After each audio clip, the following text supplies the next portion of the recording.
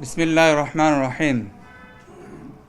বিভিন্ন মিডিয়ার ভাইদের মাধ্যমে একটা মেসেজ আমরা পাচ্ছি এবং সাধারণ মানুষও পাচ্ছে, সেটা হলো দুপক্ষের সংঘর্ষ। আসলে বিষয়টা দুপক্ষের সংঘর্ষ নয়।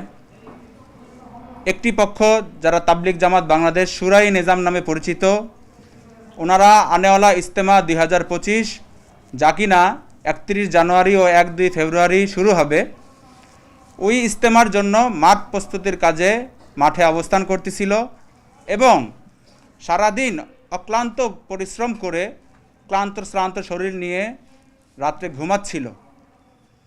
ঠিক রাত 3টায় এদেশীয় সাতপন্থী নামে পরিচিত একটি গ্রুপ রাত্রে টঙ্গী ময়দানের ভিতরে প্রবেশ করে এই হামলা চালায়। যে হামলায় আমাদের 3 জন ব্যক্তি শহীদ হয়েছে এবং শতাধিক ব্যক্তি আহত অবস্থায় বিভিন্ন হাসপাতালে মুমূর্ষু অবস্থায় আছেন। আমরা আল্লাহ তাআলার কাছে দোয়া করি, আল্লাহ তাআলা তাদেরকে যেন খুব দ্রুত সুস্থতা দান করুক।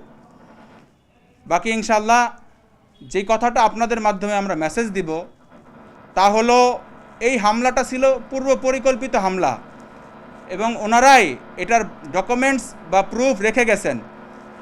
সাতপন্থীদের উচ্চ মুরব্বী এই দেশের সৈয়দ ওয়াসিবুল ইসলাম সাহেব, উনি চিঠি লিখেছেন এবং চিঠিতে এই বিষয়ে উল্লেখ করেছেন যে সবাই শুধু 3 চিল্লা সাথীই না, যারা তাবলিগ 1 চিল্লা দিয়েছেন, 3 দিন দিয়েছেন বা দেয় নাই, তাবলিগের কাজকে মোটামুটি পছন্দ করে নওজোয়ান সবাই যেন ময়দানে চলে আসে।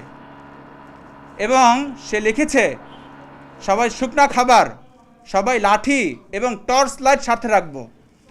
আমাদের প্রশ্ন হলো, বর্তমান জমানায় ডিজিটাল এক বাংলাদেশের মতো দেশ আমরা পেয়েছি, এই দেশে এই সময় সবার সাথে টর্চ লাইট রাখার প্রয়োজনীয়তা কি দেখা দিল?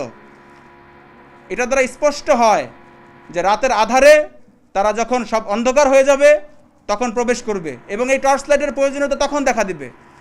ঠিক তাই তারা করেছে। তারা রাতের আধারে ময়দানে প্রবেশ করে আমাদের ঘুমন্ত সাথীগুলোকে মেরে রক্তাক্ত করে ফেলল। এর মামলা আমরা করেছি এবং মাননীয় স্বরাষ্ট্র উপদেষ্টা আমাদেরকে কমিটমেন্ট করেছেন যে ইনশাআল্লাহ উপযুক্ত শাস্তি ওনারা ইনশাআল্লাহ ওনাদের পক্ষ থেকে দিবেন। আইনের আওতায় এনে সবাইকে উপযুক্ত শাস্তি দেওয়া হবে এবং অলরেডি ইতিমধ্যে তাদের একজন গ্রেফতারও হয়েছে, বাকিরাও ইনশাআল্লাহ অতি শীঘ্রই হবে। বাকি এইরকম একটা জঘন্য কাজ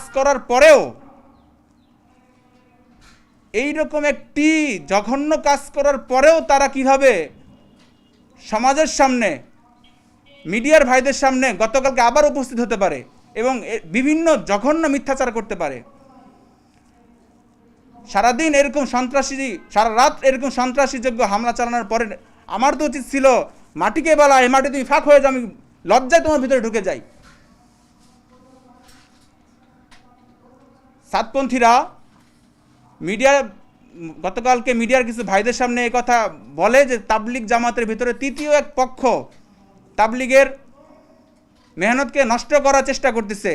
ওনারা স্পষ্ট করে বলে, মাওলানা মামুনুল হক সাহেব, মাওলানা ওবায়দুল্লাহ ফারুক সাহেব এর মতো উল্লেখযোগ্য ব্যক্তিবর্গ, শাইখুল হাদিস ইবনে শাইখুল হাদিস মাওলানা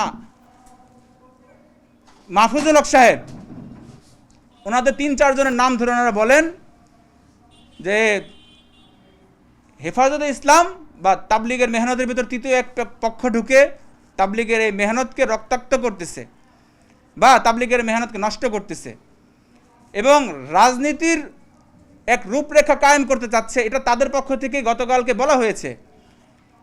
আমরা তাদেরকে স্পষ্ট করতে চাই আপনাদের মাধ্যমে, একজন ব্যক্তির একাধিক পরিচয় থাকতে পারে। আমি একজন পুরুষ, আমি যখন আমার সংসারে যাব, আমি একজন বাবা, আমি একজন স্বামী, আমি একজন ছেলে। আপনারা যখন সাংবাদিকতা করেন, একজন পুরুষ লোক হওয়ার পরেও আপনি যখন আপনার প্রতিষ্ঠানে যাবেন, আপনি তখন আপনার পরিচয় একজন সাংবাদিক। আপনারা সবাই জানেন হেফাজতে ইসলাম একটি অরাজনৈতিক দল, এখানে রাজনীতির কোনো ক্লেশ মাত্র নাই। হ্যাঁ, মাওলানা মামুনুল হক সাহেব রাজনীতির অন্য একটি প্ল্যাটফর্মে থাকতে পারেন, খেলাফত যুব মজলিসে থাকতে পারেন, কিন্তু সর্বোপরি যেই বিষয়টা দেখতে হবে উনি একজন আলেম এবং দাওয়াত তাবলিগের মেহনত দিনের একটি মেহনত এবং দিনের ধারক বাহক হচ্ছেন হযরত ওলামায়ে কেরাম। ওলামায়ে কেরাম যখন ওনাদের ভুল কর্মকাণ্ডগুলোকে চোখে আঙ্গুল দিয়ে দেখিয়ে দিবে, তখন তাকে আলেমের কাতার থেকে বাদ দিয়ে রাজনৈতিক ব্যক্তির কাতারে নিয়ে যাওয়ার ঘৃণ অপচেষ্টা লিপ্ত হয়ে থাকে। আমরা আপনাদের মাধ্যমে এই জিনিসটা স্পষ্ট করতে চাই, একজন ব্যক্তির একাধিক পরিচয় থাকতে পারে, কেন তারা এই সমস্ত জঘন্য মিথ্যাচার করে যাচ্ছে। দ্বিতীয় বিষয় হলো তাবলিগের এই মেহনতের যে বিভাজন আপনারা দেখতেছেন, মূলত তিনটি বিষয়কে কেন্দ্র করে এই মেহনতের বিভাজন সৃষ্টি হয়। এক নম্বর হলো মাওলানা সাদ সাহেব নিজেকে যখন আমির ঘোষণা করেন। দুই নম্বর হলো ওনার জবান থেকে যখন কোরআন সুন্নাহ বিরোধী বক্তব্য, যেখানে নবীদের দোষ সাহাবীদের দোষ উল্লেখযোগ্য, এই সমস্ত কথা বারবার ওনার মুখ দিয়ে বলতে চাচ্ছিলেন এবং উনি কয়েক জায়গায় তার ভুল বয়ানের জন্য মাফও চেয়েছেন। মাফ চাওয়ার পরেও পরবর্তী সময় কোনো না কোনো জায়গায় সে আবার এই বয়ানের পুনরাবৃত্তি করেন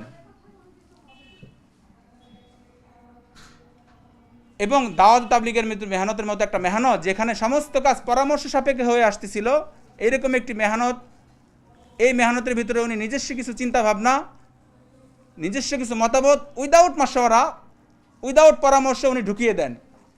এই তিনটি কারণে তাবলিগের মেহনত ভিতরে আজ বিভাজন দেখা দেয়। আপনারা জেনে অবাক হবেন, গতকালকেও আপনাদের কাছে আমরা এটা বলার চেষ্টা করেছি এবং আপনারা এই কথা বুঝেছেনও যে সাতপন্থীরা এদেশে আসলে একটা সবার চোখে পর্দা দিয়ে রেখেছে, সবার চোখে একটি চাদর দিয়ে রেখেছে। সেটা হলো তারা এটা দাবি করে আমরা ইমারত কায়েম করতে চাই। আমাদের প্রশ্ন হলো, আপনারা যদি ইমারত কায়েম করতেই চান, আপনাদের ছোট ছোট আঞ্চলিক এলাকার ভিতরেও, জেলার ভিতরেও আমির আছে, আপনাদের বাংলাদেশের আমিরকে কেন আপনারা 1995 সাল থেকে শুরু করে 2017 সাল পর্যন্ত শুরাই নিজামের অধীনে থেকে মেহনত করেছেন? পরে এক ব্যক্তি নিজেকে আমির দাবি করে, তাকে কেন্দ্র করে আপনারা তাবলিগের মূল মেহনত থেকে বিচ্ছিন্ন হয়ে গেলেন। আপনারা কেন বাংলাদেশে শুরা সিস্টেম চালু রেখেছেন? আমাদের যেমন শুরা আছে, সাতপন্থীদের এরকম শুরা আছে, ওদের সৈয়দ ওয়াসিফুল ইসলাম সাহেব, ওনাদের প্রফেসর ইউনুস শিকদার সাহেব, ওনাদের মাওলানা মোশাররফ সাহেব, কিছুদিন আগে একজন শুরা ওনাদের ইন্তেকাল করেছে খান শাহাবুদ্দিন নাসিম সাহেব, ওনাদের 4 জন শুরা, ওনারাও প্রতি সপ্তাহে একজন করে ফাইসাল হন। বাংলাদেশে যদি আপনারা শুরা সিস্টেম চালুই রাখবেন, তাহলে কেন আপনারা তাবলিগের মেহনতের থেকে বিচ্ছিন্ন হয়ে দেশে এক অরাজক পরিবেশ সৃষ্টি করলেন? আরেকটা কথা আপনাদের সবার সামনে স্পষ্ট করতে চাই, তারা বারবার এই কথা বলে বিভিন্ন মিডিয়ায়, সেটা হলো তাবলিগের মেহনতের ভিতরে মাদ্রাসার ছাত্ররা কি করে। এখানে দুইটা বিষয়, একটা হলো আমাদের কাকরাল মসজিদে মাদ্রাসা উলুমি দিনিয়া নামে একটি মাদ্রাসা আছে, যেটার একটা অংশ টঙ্গী ইস্তেমার ময়দানে অবস্থিত, যেটাকে হেফজখানা বলা হয়। সারা বছর বাচ্চারা ওখানে কোমলমতি শিশুরা হেফজ করে। এই বাচ্চাদেরকে নিয়েও তারা জঘন্য মিথ্যাচারে লিপ্ত হয়েছে। গত 1 ডিসেম্বর 2018 সালেও হয়েছে, এবারও হয়েছে। বাচ্চারা তাহাজ্জুদের রক্তে উঠে কোরআন হেফজ করতেছিল, এই বাচ্চাদের সাথে তারা ফুটবলের মতো আচরণ করেছে, ছোট ছোট বাচ্চাদেরকে এভাবে লাথি মেরেছে। পরবর্তী সময় মিডিয়ার ভাইদের কাছে এই জিনিসটা তারা আনার চেষ্টা করেছে, দেখেন তাবলিগের মেহনত, আমাদের তাবলিগের সাথীদের কাজ, এখানে মাদ্রাসা ছাত্ররা কেন আসলো? আরে ভাই, এটা তো মাদ্রাসা হেফজখানা একটা, এখানে এটা তো আপনারাও জানেন। দ্বিতীয় বিষয় হলো ইস্তেমার ময়দান, টঙ্গী যে বিশ্ব ইস্তেমার ময়দানে আমরা ইস্তেমা দেখি, এখানে যে সেটআপটা আমরা দেখি, এই যে বাঁশ, এই যে খুঁটি, এই যে মাঠ পরিষ্কার করা, এই যে সামিয়ানা টাঙানো, মাইকের ইন্তজাম করা, লাইটের ইন্তজাম করা, বিদ্যুতের ইন্তজাম করা, এই সমস্ত কাজ তাবলিগের সাথীদের সাথে সাথে মাদ্রাসার বড় ছাত্ররাও করে থাকে। মাদ্রাসার ওস্তাদরা একটা টাইম ঠিক করে একটা ওয়াক্তের জন্য বা একটা বেলার জন্য মাদ্রাসা ছাত্রদেরকে টঙ্গী ময়দানে ইস্তেমার প্রস্তুতিমূলক কাজের জন্য পাঠান। তখনও ছিল 2018 সালে, এখনও ছিল, তারা মাঠ প্রস্তুতির জন্য কাজ করে যাচ্ছিলেন, কিন্তু সাতপন্থীরা এখানে মিডিয়ার ভাইদের মাধ্যমে মানুষের কাছে একটি অন্য একটা অবস্থা প্রকাশ করার চেষ্টা করতেছে। তাবলিগের মেহনত 1 মিনিটেই সমস্যার সমাধান সম্ভব যদি তারা চায়। এই মেহনতকে আর রক্তাক্ত করবে না, এই মেহনতকে আর কলঙ্কিত করবে না, এই মেহনতকে সাধারণ মানুষের কাছে আর প্রশ্নবিদ্ধ করবে না।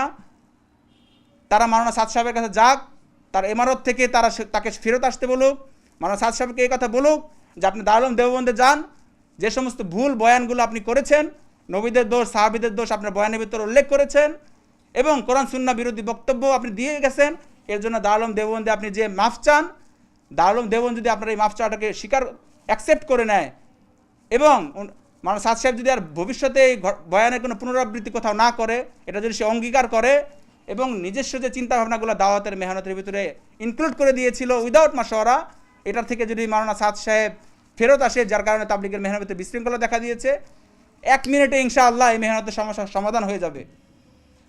আমরা আপনাদের মাধ্যমে বার্তা দিতে চাচ্ছি ইনশাআল্লাহ, তারা যদি প্রকৃত তাবলিগের সাথী হয়ে থাকে তারা এই কাজগুলো করুক, দাওয়াতের মেহনতকে তারা যেন আর রক্তাক্ত না করে, আর প্রশ্নবিদ্ধ না করে, আর সমালোচনার একটা বস্তুতে পরিণত না করে। আপনারা কি আগামী